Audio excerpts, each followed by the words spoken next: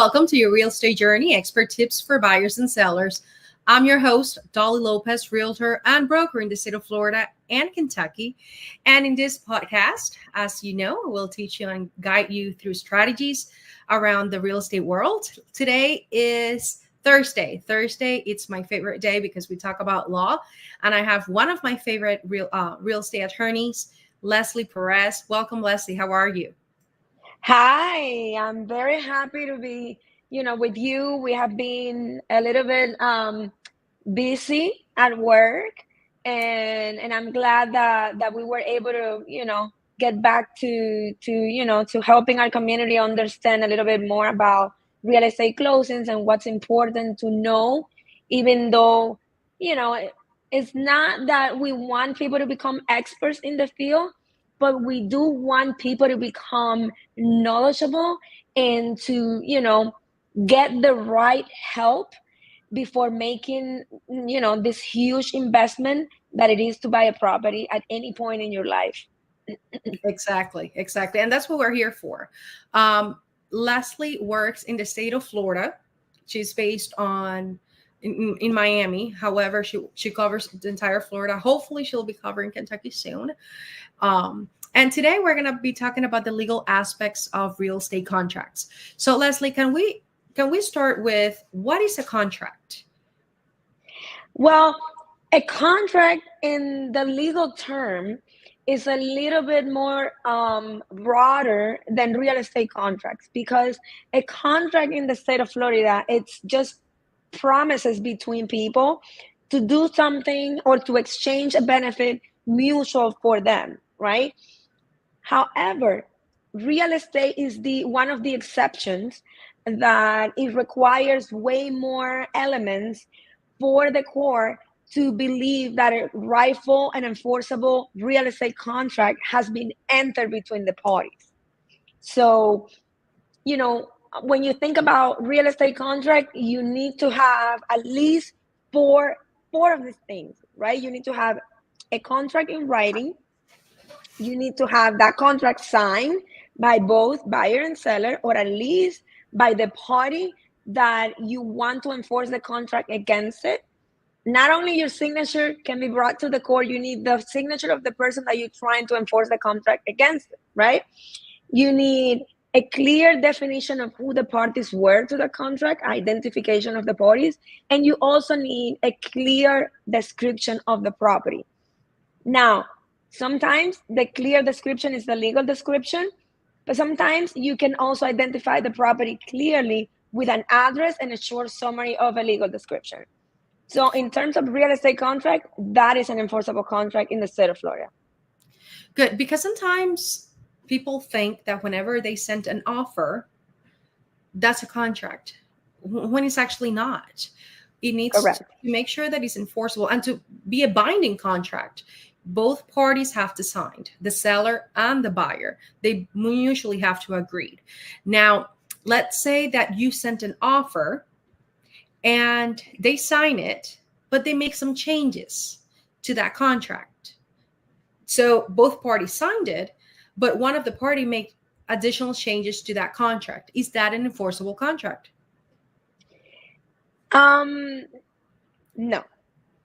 If you have an offer that instead of just being accepted by a seller, it has additional term. And when I say additional terms, it could be as simple as changing a closing date. That is not an acceptance. That becomes a counter offer, because an acceptance has to be a yes to every single request that you put in your offer. Otherwise, it becomes a counter offer that has yet to be accepted back from the buyer in all of the additions or modifications that the seller may have done. What happens, Leslie, if we sent an offer and we put our response time to be within 24 hours? Then the seller decides to accept that offer beyond that 24 hours. Is that a valid contract? It depends, because technically now you can simply say back to the seller, listen, our You're past your deadline, due date. You're past your time. correct. Our deadline that we put into the offer has expired, so we no longer have an obligation to move forward to the contract, and then that's the end of it. However, if instead of saying that and moving forward in another direction, you continue to take steps that go along that contract that was, not timely accepted by the seller, then the court will say you guys had a contract because you accepted that, counter offer. Because if you think about it, it's a counter offer. It's up to the buyer to agree or to accept finally as to that counter offer. In terms of litigation, the court will look at the totality of the circumstances. Did the buyer continue performing on the contract as if he had accepted the modification from the seller? That's the first question that a court will make, And then if the buyer, did the inspection, if the buyer applied for a loan, if that was a contingency in the contract, yes, he accepted by the acts instead of in writing. So yep. So guys, if you're at home and you think that you want to start either selling or buying a property, it's important to be surrounded by professionals. Once again, it's better to have it and not need it than need it and not have it. So yes. Go with a person that you feel comfortable with, that you want to make sure that they know what you're doing. You want to make sure that they will be able to guide you, because at the end of the day, a real estate transaction, it goes from A to Z pretty quickly. And when I say pretty quickly, it's whenever you're in the process, it feels like a long time. But 30 to 45 days is not really a long time compared to 30 years. So you want to make sure you have an attorney.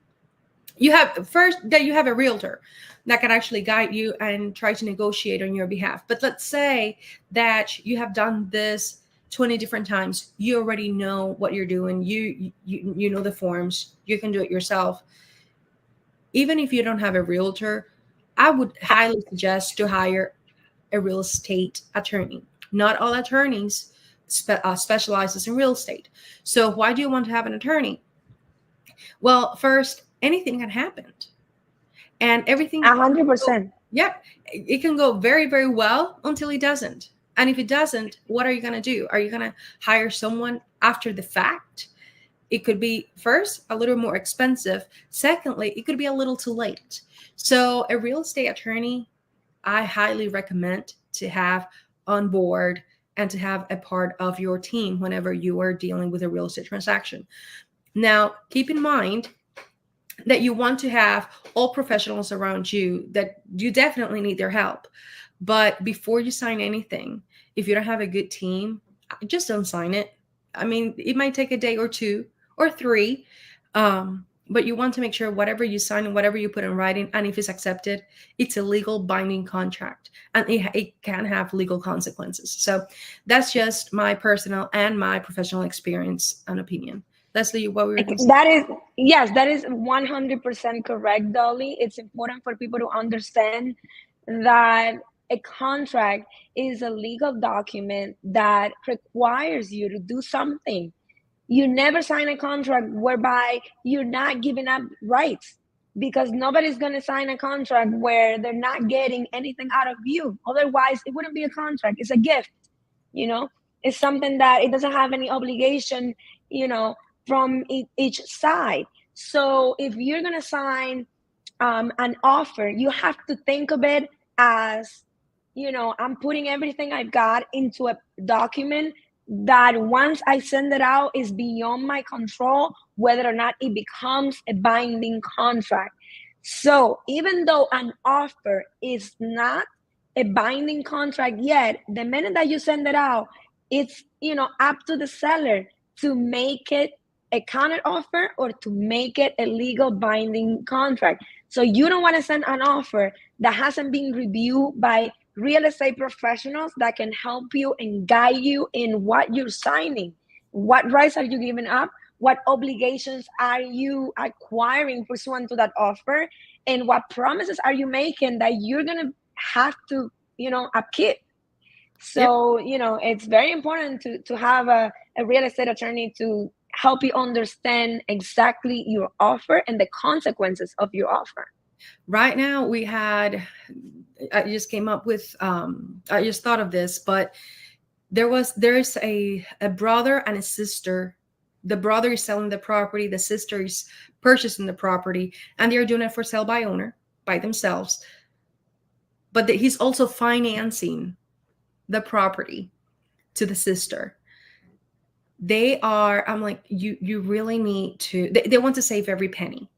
But in the scheme of things, what is $5,000, $10,000 compared to $500,000?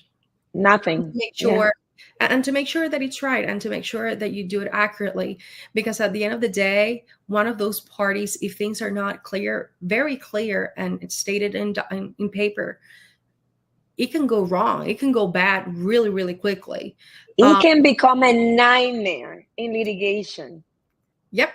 And I just thought of this because I just spoke to her yesterday, and she's using her the title company from the brother, and she's using everything from the brother. And I'm like, do you even know they have attorneys? Can they even draft documentations? Can they draft the note? Can they draft the mortgage documents? So I highly recommend it, once again, to have a real estate attorney to draft those documents.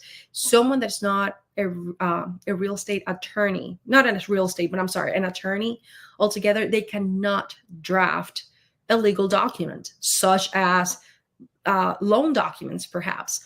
So anyways, we have seen a lot of cases. I'm sure Leslie have seen a lot more than I have in her side of things. More than I would like, I would say. Yep, I know.